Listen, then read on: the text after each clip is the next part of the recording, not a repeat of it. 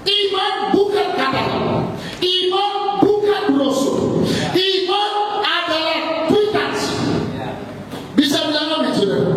Jadi orang yang beriman dia pasti dapat. Jadi tugas kita sebagai orang percaya adalah bagaimana mengubah brosur agar brosur itu menjadi kwitansi. Bisa bilang amin.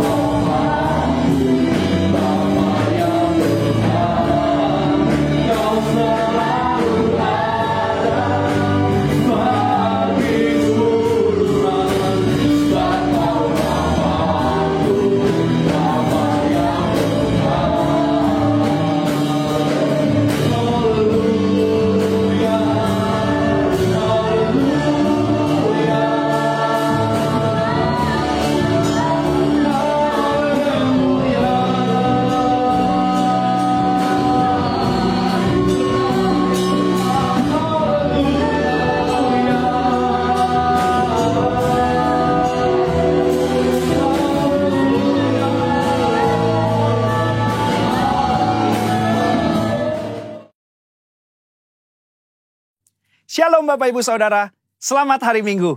Hari ini kita akan membahas mengenai keselamatan yang merupakan studi dari kitab Ibrani tentang justification, sanctification, dan glorification. Atau pembenaran, pengudusan, dan pemuliaan.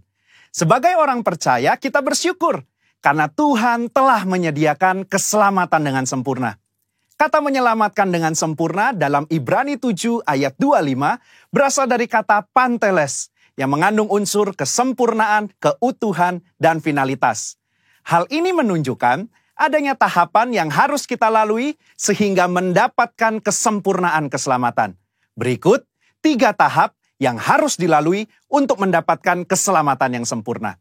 Tahap pertama, justification atau pembenaran.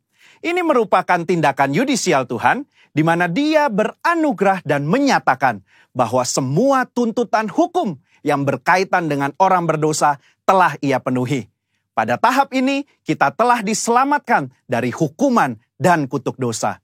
Efesus 2 ayat 8 menunjukkan bahwa pembenaran yang kita terima semata-mata karena kasih karunia Allah dan diterima melalui iman kita. Dalam tahap pembenaran ini, Tuhan Yesus hadir sebagai anak manusia yang tidak berdosa dan hidup benar di hadapan Allah dan manusia. Yesus mati di atas kayu salib, menanggung dosa umat manusia, dan Allah menerima korban itu. Sehingga berdasarkan karya Yesus di kayu salib inilah setiap manusia yang percaya dibenarkan oleh Allah. Jadi, apa yang kita butuhkan pada tahap ini? Iman sebagai respon untuk percaya. Disinilah kelahiran baru muncul sebagai awal kehidupan rohani kita di dalam Kristus. Lalu, apakah dengan kita sudah diampuni dan dibenarkan, kita bisa berbuat sesuka hati kita? Tentu saja tidak. Ada perbedaan antara menerima keselamatan dengan hidup dalam keselamatan. Pada tahap pembenaran, kita menerima keselamatan karena kasih karunia Tuhan, bukan karena usaha atau karya manusia. Namun, setelah kita menerima keselamatan tersebut, kita harus hidup dalam keselamatan. Orang-orang yang telah dibenarkan harus menghidupi kehidupan kudus dan berupaya untuk menang atas kuasa dosa. Kita harus dikuasai dan dipenuhi dengan Roh untuk dapat menolak segala kejahatan, nafsu, dan godaan selama hidup di dunia ini. Tahapan kedua setelah pembenaran disebut dengan sanctification atau pengudusan. Pada tahap sanctification, kita masuk dalam proses pengudusan dan pendewasaan yang berkelanjutan oleh Roh Kudus dan firman-Nya. Proses ini harus diupayakan terus-menerus sampai menjadi serupa dengan Kristus. Meskipun demikian, upaya ini bukan dilakukan dengan kekuatan kita sendiri, melainkan dengan pertolongan Roh Kudus. Roh Kuduslah yang memampukan, memperlengkapi, dan membawa kita sampai menjadi serupa dengannya. Ibrani 9 ayat 14 menunjukkan, ada tujuan yang Allah siapkan bagi manusia setelah Yesus mencurahkan darahnya untuk menyucikan hati kita dari perbuatan yang sia-sia, yaitu beribadah kepada Allah yang hidup. Di dalam beribadah kepada Allah yang hidup inilah terdapat pendewasaan rohani dan penyucian diri dari segala dosa, serta proses menang atas cobaan dan godaan iblis setiap harinya. Secara praktis, apa yang dapat kita lakukan di tahap ini? Setidaknya ada 3 aspek dalam pengudusan yang kita lakukan berdasarkan Ibrani 10 ayat 22-24. Yang pertama, taat dan setia kepada Yesus. Yang kedua, saling mendorong untuk hidup dalam kasih. Yang ketiga, menghasilkan buah pertobatan dan buah roh. Di dalam tahap pengudusan ini, akan banyak peperangan rohani yang dilakukan. Maka dari itu, kita harus senantiasa hidup dikuasai oleh roh dan hidup dalam pengudusan, sehingga kita akan menang atas setiap peperangan yang kita lakukan. Sekali lagi, kasih karunia adalah tindakan Tuhan memberikan Roh Kudus-Nya untuk memenuhi dan menguatkan kita dengan kehadiran, pengurapan, dan karunia-Nya. Melalui iman adalah kita dengan setia mengerjakan ketaatan dan latihan-latihan yang membangun manusia rohani kita sampai menjadi serupa dengan Kristus.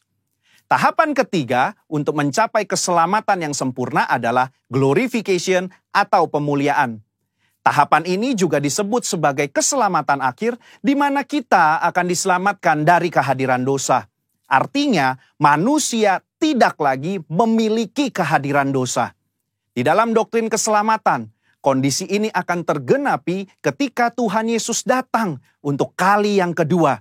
Dan hanya tersedia bagi mereka yang bertahan dan setia selama proses pengudusan. Dan yang telah menjadi serupa dengan gambar Yesus. Ibrani 10 ayat 37 menunjukkan, sedikit waktu lagi ia akan datang.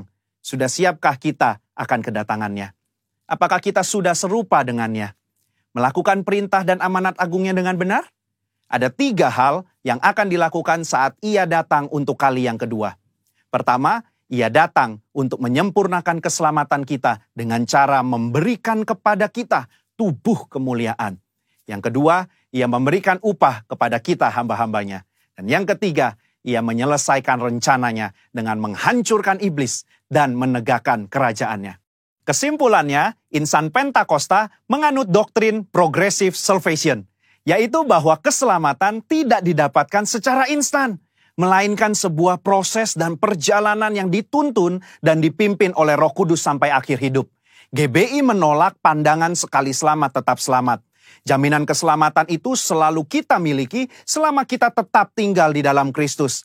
Hal ini bukan hanya karena itu adalah tradisi yang diwariskan oleh para pendahulu kita, tetapi berdasarkan studi yang jujur dan komprehensif dari surat-surat Paulus, surat-surat umum, bahkan ketika melihat perjanjian lama, inilah Injil yang seutuhnya.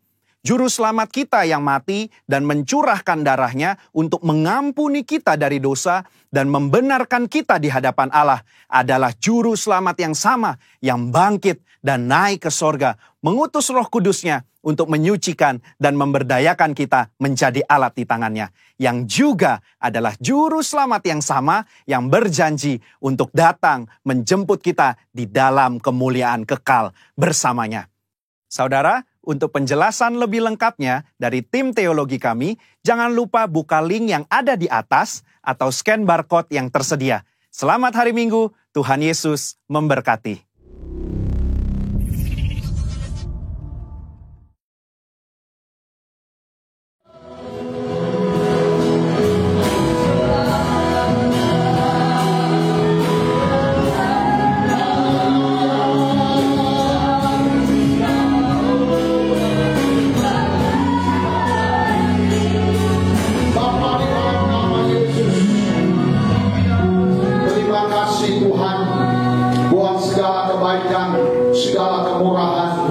Segala pertolongan-Mu yang sungguh-sungguh sangat luar biasa. Bapa, di dalam nama Yesus, hari ini kami ada di rumah-Mu Tuhan. Hamba mohon berkatilah seluruh jemaat-Mu ya Tuhan. Berkatilah dengan kebaikan, dengan pertolongan-pertolongan-Mu. Tuhan, ampunilah setiap salah kami, setiap dosa kami, setiap pelanggaran-pelanggaran kami. Sucikanlah hati kami ya Tuhan, merendara. Sucikan kami dari segala kesalahan-kesalahan Tuhan. Bapa, di dalam nama Yesus, siang ini kami berdoa Tuhan, ajar kami merendahkan hati di hadapan Tuhan.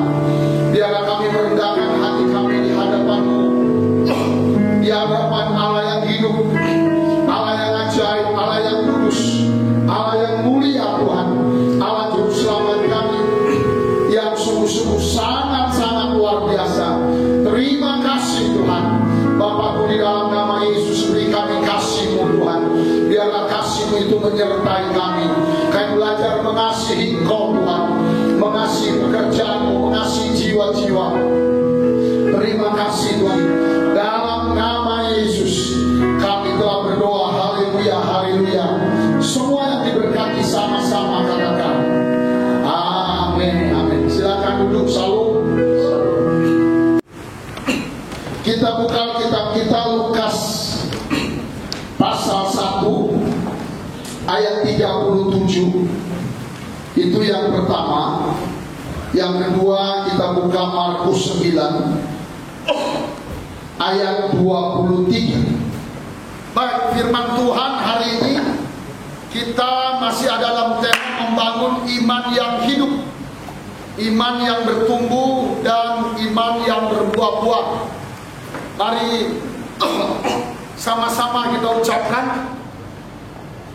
Saya ulangi ya, iman yang hidup, iman yang bertumbuh dan iman yang berbuah. Buah ya, membangun. Perhatikan sama-sama semua ucapkan. Membangun iman yang hidup, iman yang bertumbuh dan iman yang berbuah. Dua ya, membangun iman yang hidup, iman yang bertumbuh dan iman yang berbuah. Saudara, kita masuk pada subtema 4 dasar iman yang kokoh. Minggu lalu kita sudah belajar 2 poin. Hari ini kita akan masuk poin yang ketiga. Kita baca dulu Lukas 1 ayat 37. Kemudian setelah itu Markus pasal 9 ayat 23. Mari sama-sama Lukas 1 ayat 37. Kita baca 2 kali dengan suara yang jelas. 2. Iya, sebab bagi Allah tidak ada yang mustahil. Sekali lagi 2, 3 ya. Sebab bagi Allah tidak ada yang mustahil. Katakan amin. Markus 9 ayat 23.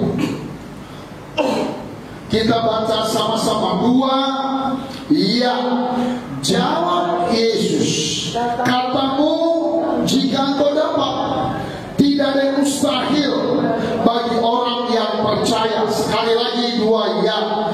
Jawab Yesus, katamu jika engkau dapat, tidak ada yang mustahil bagi orang yang percaya. Katakan amin.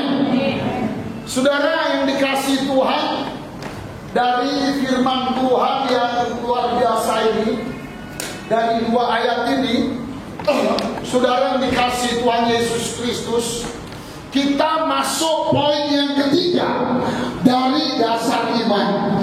Dasar iman yang pertama adalah firman Tuhan. Mari semua katakan firman Tuhan.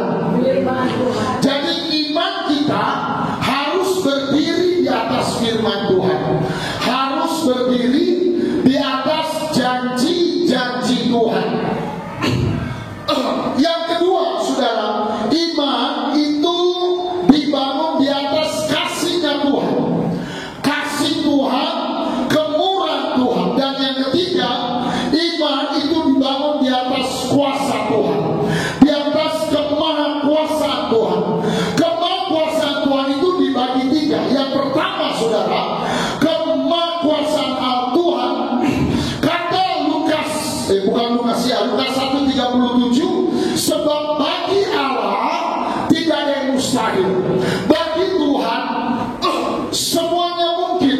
Tidak ada yang tidak mungkin bagi Tuhan. Tuhan bisa membuat yang susah jadi senang. Tuhan bisa membuat yang sulit jadi mudah. Amin, saudara. Dan kemahakuasaan Tuhan itu dinyatakan dalam 3 hal. Hal yang pertama adalah hal kemampuan Tuhan. Tuhan punya kemampuan yang luar biasa. Dia bisa buat yang mati jadi hidup, yang tidak mungkin jadi mungkin. Yang kedua, kemahakuasaan Tuhan itu adalah dinyatakan dengan kemahahadiran Tuhan. Jadi Tuhan itu maha hadir. Pada saat yang sama, Tuhan ada di Medan, Tuhan ada di Siantar, Tuhan ada di Jakarta, Tuhan ada di mana-mana. Kuasanya sama, harinya setiap hari. Nggak ada hari Minggu, hari Senin, semua Dia hadir di mana-mana. Katakan amin. Dan yang ketiga, kemahatauan Tuhan. Tuhan tahu isi hati kita. Alkitab katakan Yunus itu dimakan ikan. Waktu Yunus dimakan ikan, Yunus ada di perut ikan. Ikannya ada di dasar lautan.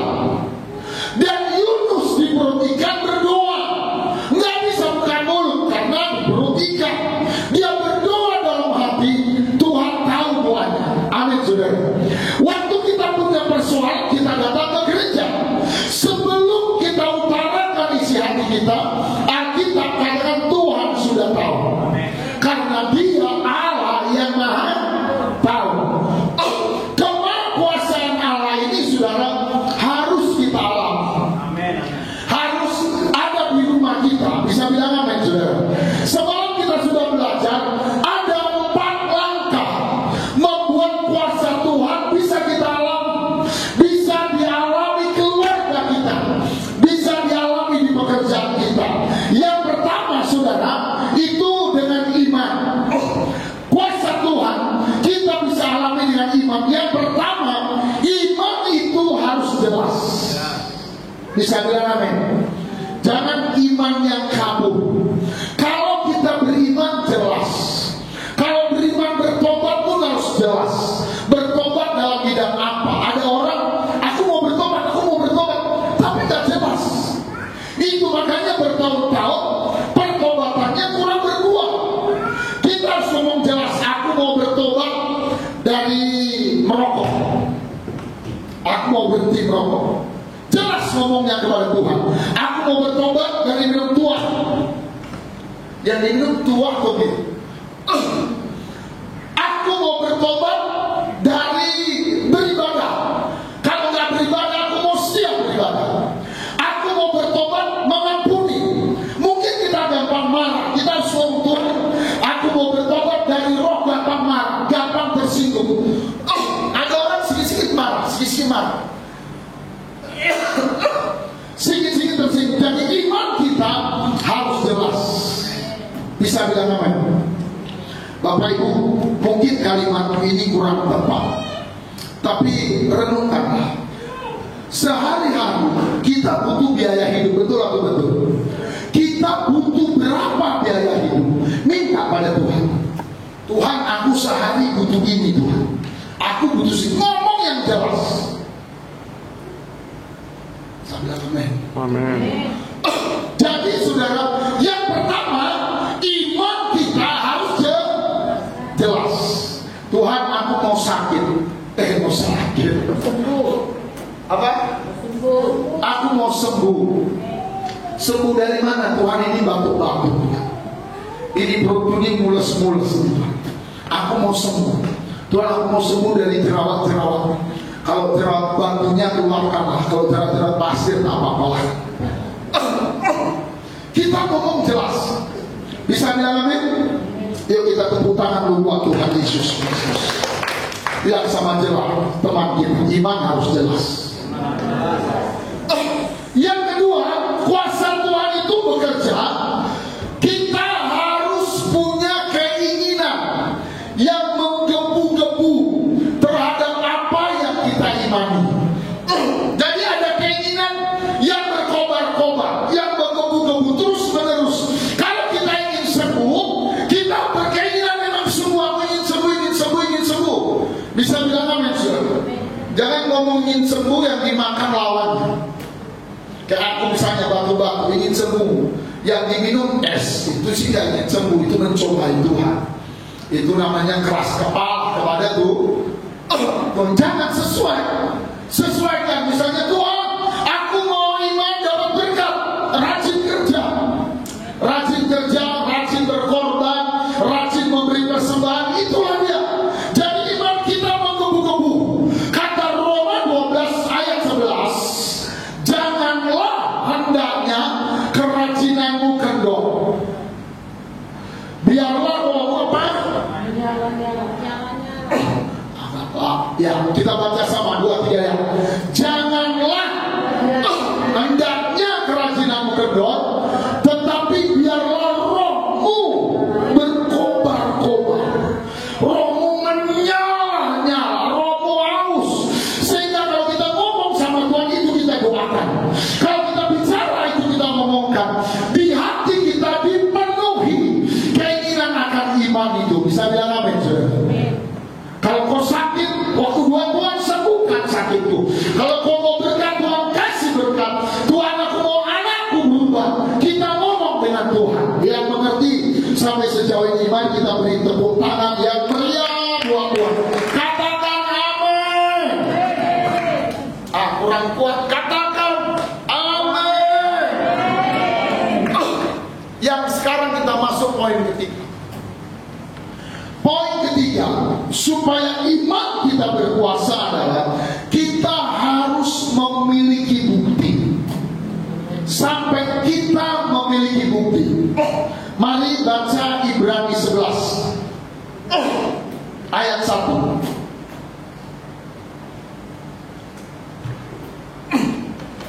Saya harap saudara bisa nangkap. Aku berdoa, aku bisa menyampaikannya dan kita ngerti. Ibrani 11 ayat 1b. Tapi kita baca ayat 1. Semua baca ayat 2. Iya. Iman adalah, semua baca, dasar dari segala sesuatu yang kita harapkan. Jadi iman adalah dasar, pondasi. Kita udah belajar kemarin. Iman adalah pondasi, dasar, alas, tempat. Tapi bagian B kita baca dan 2 ya, dan bukti atau gini, dan iman adalah bukti dari segala sesuatu yang tidak kita lihat. Mari sama-sama katakan iman adalah bukti. 2, 3 ya. Iman adalah bukti. Jadi iman itu ada 2. Pertama, iman adalah dasar, pondasi. Jadi iman itu pondasinya, pondasi dari bangunan. Bisa bilang amin? Yang kedua, iman adalah bukti. Bukti ini artinya gini. Bukti itu artinya tanda jadi. Tanda jadi, tahu tanda jadi? Tanda jadi itu artinya kwitansi. Kalau orang jual beli, sewa menyewa, dibayar, jadi dikasih apa? Kwitansi. Iman adalah tanda jadi. Tanda jadilah kita disembuhkan Tuhan. Tandanya jadilah kita diberkati Tuhan. Bisa bilang amin saudara? Tanda jadi itu artinya kwitansi. Kwitansi, aku mau cari dulu kwitansi. Tahu kwitansi? Ini kwitansi. Ada 2 macam. Ini kwitansi. Amin. Inilah iman adalah apa? Kwitansi. Ini pun kwitansi. Ditulis ini. Lunas. Ada nama lunas? Iman adalah apa? Kwitansi. Iman, kwitansi itu sama dengan sertifikat. Jadi iman adalah sertifikat dari apa yang kita harapkan. Kalau mobil itu buku hitam, iman adalah buku hitam dari mobil. Mobilnya boleh kemana-mana, buku hitamnya sama kita. Bisa bilang amin saudara? Jadi saudara yang dikasih Tuhan. Yang ketiga, bagaimana supaya iman kita dikabulkan Tuhan? Kita harus berdoa. Kita harus berusaha untuk supaya dapat kwitansi. Untuk dapat kwitansi kita harus bayar, betul atau betul? Contoh, kita belajar. Ini brosur. Brosur bukan kwitansi. Betul atau betul? Mana lebih berharga, kwitansi atau brosur? Ya, kwitansi. Ini brosur OVO Renault 3, Renault 3 gitu ya. Saudara, kalau ini brosur, katalog. Katalog itu kalau handphone ada iklan buku telepon yellow pages. Itu ada semua situ. Apa aja kita mau cari ada di situ. Itu katalog. Menjelaskan iman bukan katalog. Iman bukan brosur. Iman adalah kwitansi. Bisa bilang amin saudara? Jadi orang yang beriman dia pasti dapat. Jadi tugas kita sebagai orang percaya adalah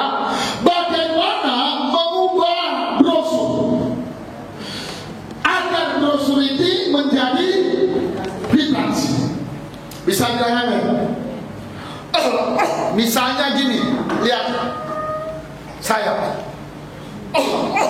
Ini aku dapat dari Cemara. Sekarang udah Reno 4. Udah ketinggalan juga ini. Waktu itu ku ambil mula-mula keluar Reno 3 di Cemara. Waktu pulang, ku bilang, "Mami, haleluya Mami." "Apa papi?" "Aku punya HP baru, Reno 3." Mana itu? Wih, HP-nya bagus, cantik.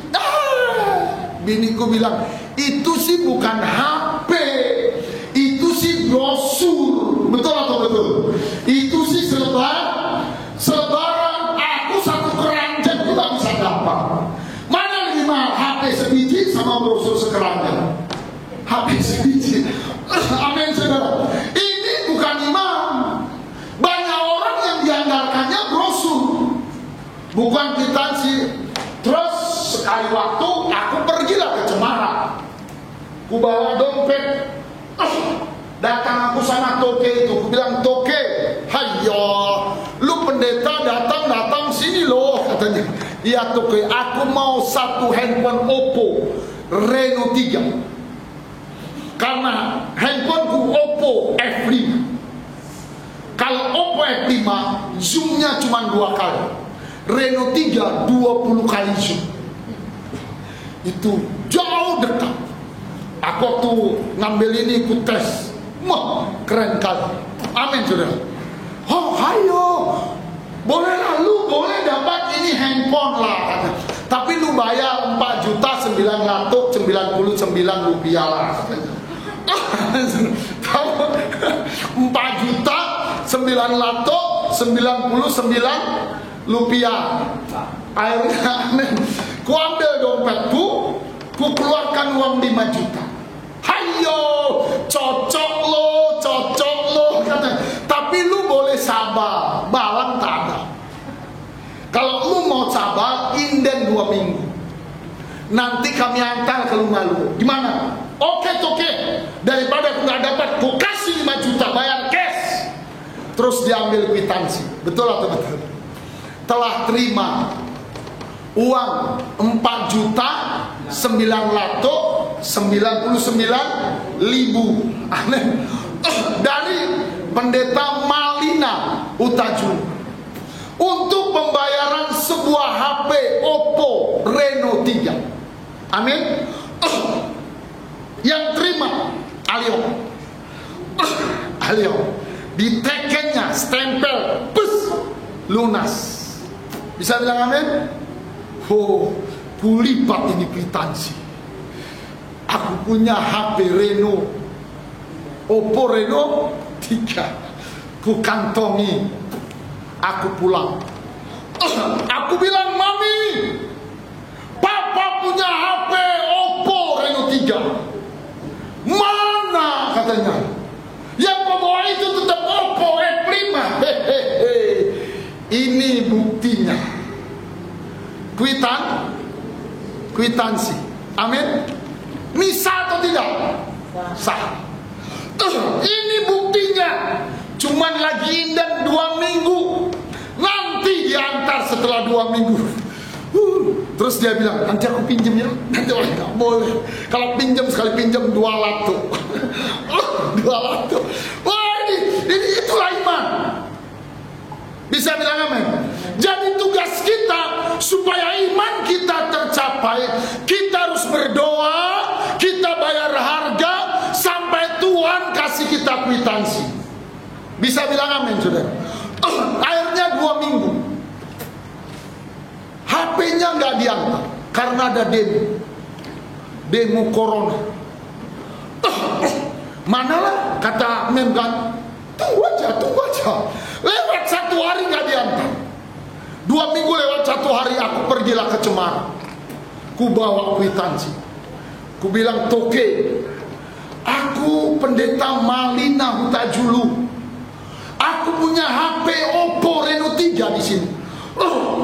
Boleh, tak ada lo. Lu tak ada handphone sini lah. Lu tak ada barang sini. Ada toke. Ku keluarkan ini buktinya. Amin. Dia lihat, oh hoyo, betul lu punya HP, sini lo katanya. Coli, lupa antal demo katanya. Ada demo, ini ambil lu punya.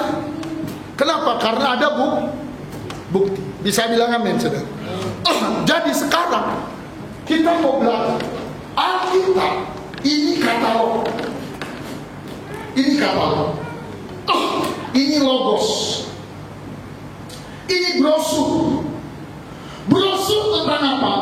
Brosur tentang berkat-berkat Tuhan.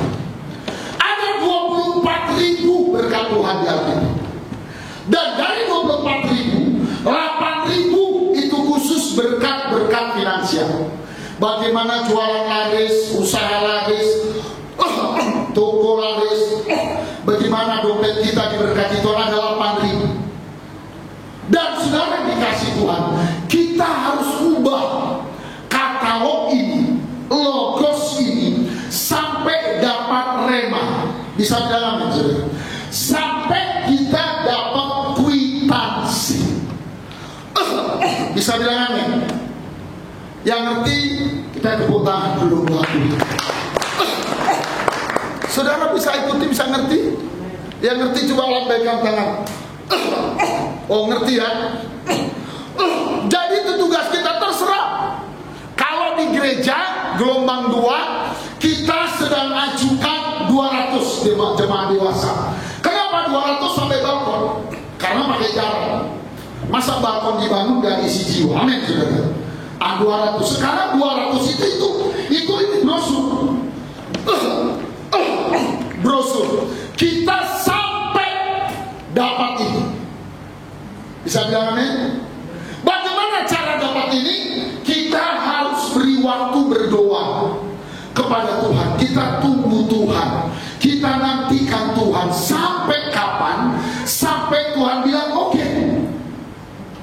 Kapan? Berapa lama kita berdoa? Bisa 5 menit. Bisa 5 jam. Bisa juga 5 hari. Bisa juga 5 minggu. Bisa juga 5 bulan. Bisa juga 5 tahun. Misalnya kita sakit mau disembuhkan Tuhan, kita doa Tuhan sembuhkan aku. Minta sampai Tuhan bilang oke. Amin, saudara.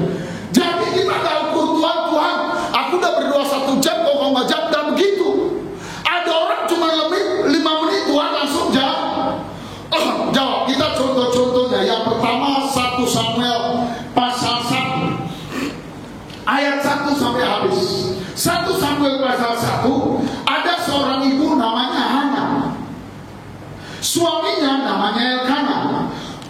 Elkana ini punya istri 2. Yang pertama namanya Hana, yang kedua namanya Penina.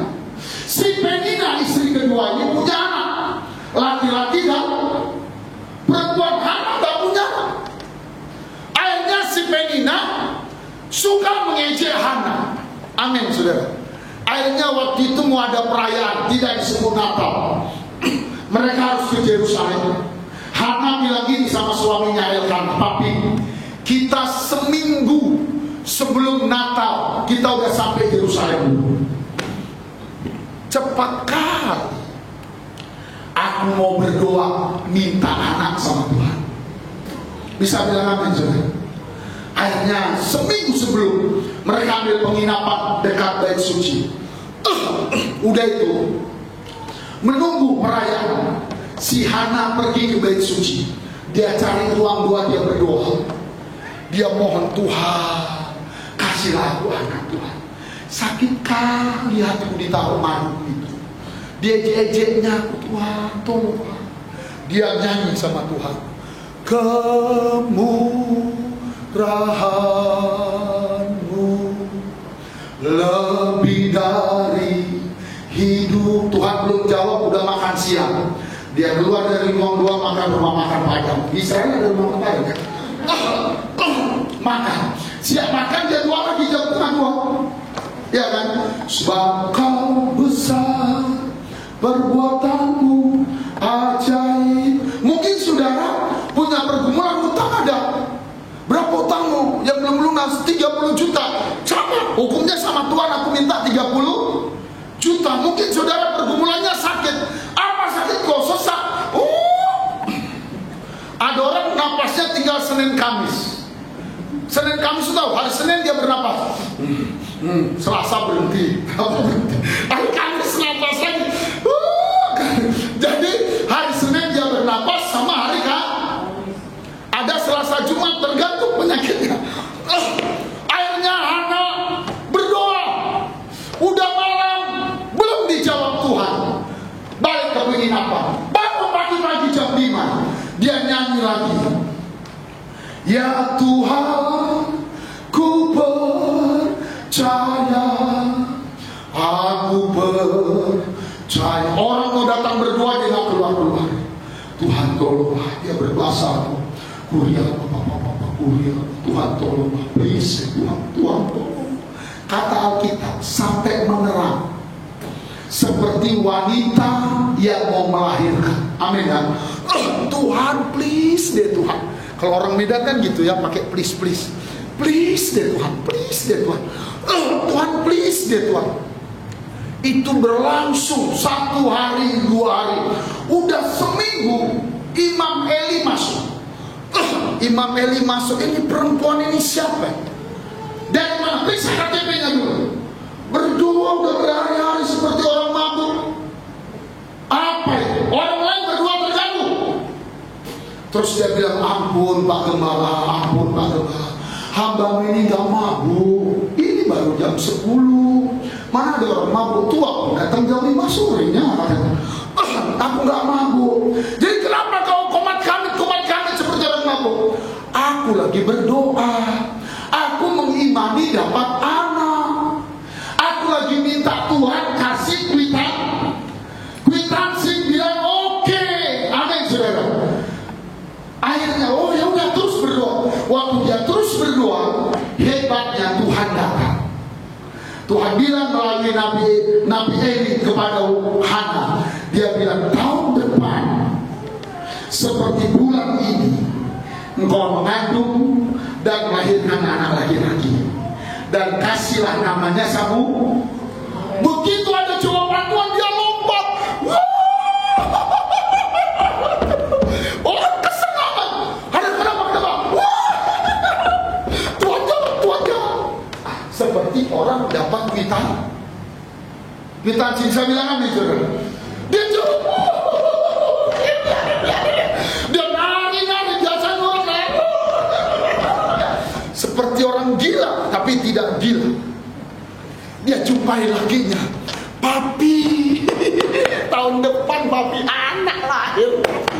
Lah kau dokter bilang komando enggak laku dokter. Sini.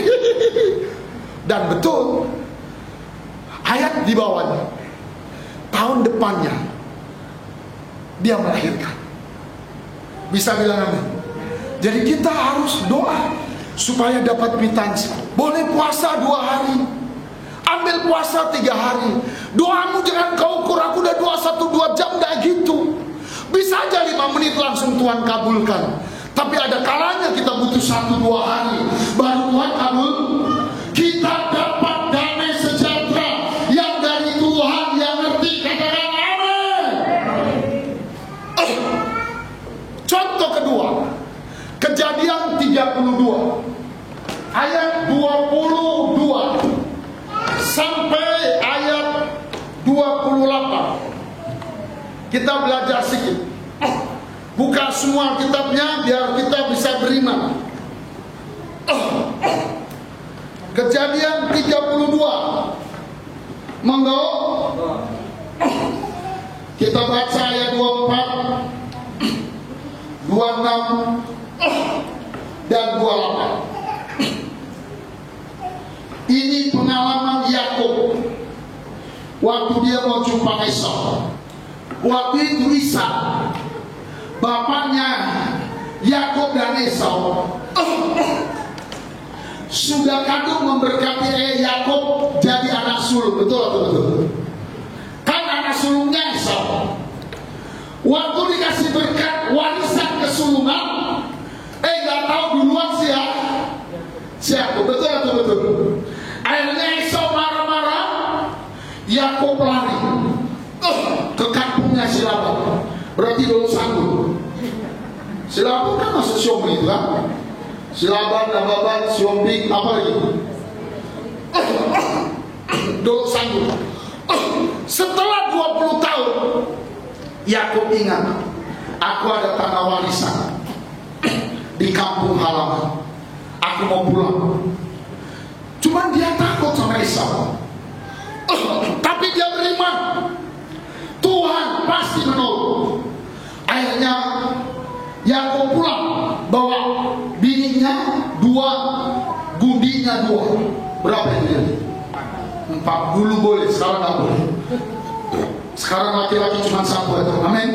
Main mata berzina itu selingkuh, itu dosa. Akhirnya saudara, semua pulang, Yakub berdoa, minta kepastian dari Tuhan, minta kuatnya. Ayat 22, kita baca sama 22. Ya, pada malam itu Yakub bangun dan ia membawa kedua istri, kedua budak perempuan dan ke-11 anaknya, dan menyeberang ke tempat penyeberangan Sungai Yabok. Ayat 24. Pas dilihat, lalu tinggallah Yakub seorang diri, dan seorang laki-laki bergulat dengan dia sampai fajar menyingsing. Ini Tuhan. Amin saudara. Dia berdoa, Tuhan tolong, tolong, tolong. Tuhan datang. Waktu dia tahu Tuhan datang, dia tangkap kaki Tuhan. Ya. Terus ayat 25. Yuk kita baca sama 2-3 ya. Ketika orang itu melihat bahwa ia tidak dapat mengalahkan Yakub, ia memukul sendi pangkal paha Yakub, sehingga sendi pangkal paha itu terpelencong ketika ia bergulat dengan orang itu. 26. Lalu kata orang itu, biarkanlah aku pergi karena fajar telah menyingsing. Rupanya malaikat pun kalau ada matahari harus pulang. Kita baca sama 2-3 ya. Saud Yakub, aku tidak akan membiarkan kau pergi jika engkau tidak memberi aku kuitan. Kita bisa bilang amin saudara. Saudara, kalau ada pergumulan kau berdoa, jangan takut, duduk di kaki Tuhan sampai Tuhan jawab. Sampai Tuhan jawab, sampai Tuhan jawab. Kalau ada yang sakit mau sembuh, sampai Tuhan jawab. Datang pada Tuhan, duduk, cari di gereja pojok-pojok, duduk. Bawa air minum, bawa tisu, berdoa. Haleluya, haleluya. Sebab kau besar, perbuatanmu ajaib menyembah. Selesai itu ganti lagu. Kiranya engkau memberkati aku. Satu hari gak dijawab, besok datang lagi. Satu hari gak dijawab, besok datang lagi. Tapi saudara, bikin permohonanmu jelas. Bisa bilang dengan Tuhan kita sangat senang kalau kita tumbuh, sangat senang kalau kita jumpai. Dan Alkitab katakan Amos 6 ayat 3, dia pasti muncul. Waktu dia muncul, belajar seperti Yakub, rangkul Tuhan, jangan kasih lepas, jangan kasih lepas. Amin. Itu tadi kata ayat 26. Coba 26 itu sekali lagi kita baca. Sebab kali itu kita baca 2 ya. Lalu kata orang itu, biarkan aku pergi karena fajar telah menyingsing. Saud Yakub, aku tidak akan membiarkan kau pergi jika engkau tidak memberkati aku. Ayat 28. Sama-sama 2 ya. Lalu kata orang itu, namamu tidak akan disebut lagi Yakub, tetapi Israel, sebab engkau telah bergumul melawan Allah dan manusia, dan kau apa? Bisa bilang amin? Anak-anak muda dengar baik semua. Kau jangan bergumul setengah hati, jangan berdoa setengah hati, berdoa sungguh-sungguh. Tuhan pasti menjawab. Katakan amin.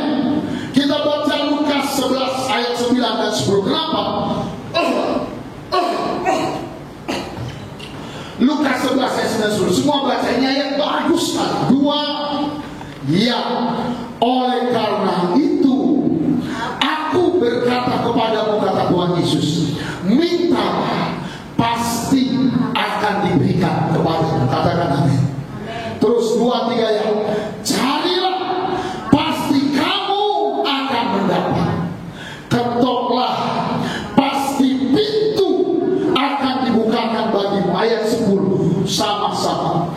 Karena setiap orang yang mau meminta pasti menerima, dan setiap orang yang mau mencari pasti mendapat, dan setiap orang yang mau mengetok baginya pintu pasti dibuka. Bisa bilang amin? Itu Tuhan kita luar biasa. Kita beri tepuk tangan buat Tuhan kita Yesus Kristus. Terakhir, saudara, Bapak mau bersaksi, gereja kita ini dimulai dalam Perpuluhan 21 dan 23.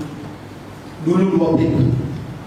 Di situ kita sama dengan sederhana. Gedungnya sederhana, semua sangat sederhana. Dan kita jemaat-jemaat ini kan ada yang hebat-hebat sekali. Kita orang-orang sederhana. Kemudian saudara, kita rindu karena di situ kontrak untuk membangun gereja, beli tanah dan membangun gereja. Pertama, kita ditawari tanah garapan di daerah Garapan. Waktu itu ditawari Pak Pendeta, ini 1 kapling 7 juta. Jadi kalau gereja mau bisa ambil 4 kapling, cuma murah, 28 juta. Cuma kita dididik di sekolah. Bapak sekolah, di sekolah itu diajari, kalau mau bangun gereja, cari tempat pinggir jalan. Kalau bisa di sudut-sudut, kalahkanlah toko, katanya. Cari tempat yang jauh. Cuma resikonya, kalau tempat pinggir jalan dan sudut-sudut lebih mahal, betul atau betul? Lebih mahal. Ayo waktu itu dana gak? Kita cuma sederhana, sangat sederhana. Akhirnya aku bilang janganlah, jangan di tanah Garapan. Sertifikatnya apa nanti susah lagi ke sana, digusur lagi. Oke. Akhirnya doa dapatlah di sini. Tanah ini dibikin di depan, dijual. Hubungi nomor HP gitu. Waktu ditelepon dia kerja kantor gubernur. Harganya sekian. Udah sekian, kita tanya harga berapa? Oh hampir setengah, udah setengah. Terus kita panggil arsitek. Kita bilang kita mau bikin gereja 2 lantai. Lantai 1 sekolah minggu rumah, lantai 2 gereja. Pakai balkon, dihitung sekian. Udah semua sekian, oke, uang gak ada. Kita pernah kumpul dana 1 tahun dapat 1 juta. Tiap minggu 1 tahun dapatnya 1 juta. Bagi Tuhan, bagi aku, sama aja. Aku uang 5 juta sama 50 juta sama saja, sama-sama gak punya. Amin ya. Jadi kalau ditanya Pak Pendeta, uang pendeta berapa? 5 juta pun gak ada. Boro-boro 50 juta, apalagi 500 juta. Tapi 500 juta, 5 juta, 50 juta sama aja. Sama-sama tidak punya. Bisa bilang amin. Jadi kalau saudara gak punya, gak usah takut. Kita punya Tuhan yang punya segala-galanya. Airnya dihitung-hitung butuh sekian. Udah kita umumkan, tiap Senin kita berdoa. Terus kita ambil puasa. Terus waktu kita ajak pemuda-pemuda, kita puasa 3 hari 3 malam. Kita nginep di Batranu 3 hari 3 malam. Kemudian kita doa semalaman. Tujuannya buat apa? Untuk minta kwitansi. Amin. Tanda dan iman adalah apa? Bukti. Kita harus minta bukti dari Tuhan. Itulah sebabnya karismat itu diberkati Tuhan. Karena imannya sampai dapat bukti. Doa, akhirnya puasa 5 hari 3 malam. Kita pernah sekali puasa 10 hari 10 malam. Waktu itu saudara, tahun berapa? Kita 2 semalaman. 2 semalaman mulai jam 11 selesai jam 5 sore. Kita menyembah Tuhan tolong, Tuhan tolong, Tuhan